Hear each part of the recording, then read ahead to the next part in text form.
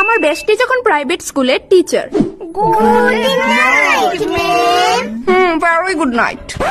Stand up, stand up.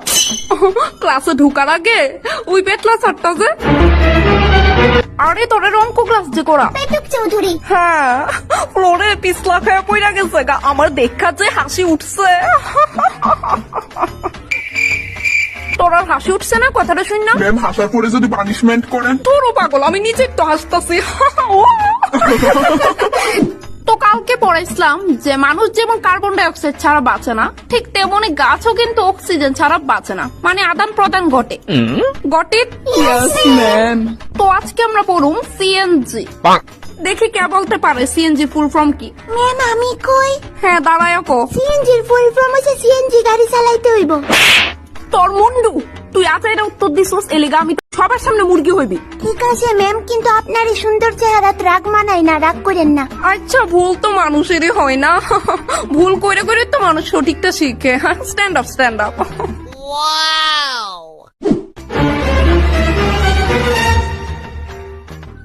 আচ্ছা, আমার একটা জরুরি কল আইছে, তোরা ততক্ষণ নিজেরা মধ্যে প্যাডের প্যাডের কর। Okay ma'am. জান বলো। ক্লাস করাইতাছে।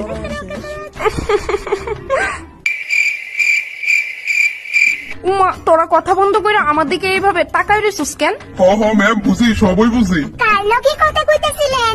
এক একটা পাক্কা গেছে একেবারে। ম্যাম, কিতা?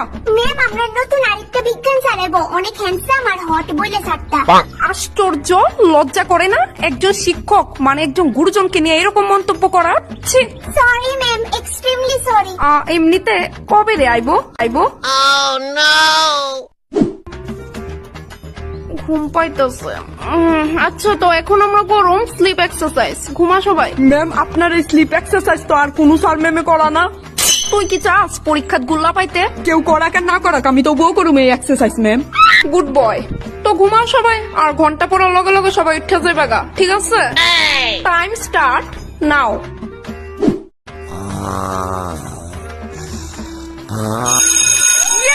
লেজার, লেজার, লেজার, লেজার, ইয়ে! বাইরো বাইরো, তাড়াতাড়ি বাইরো।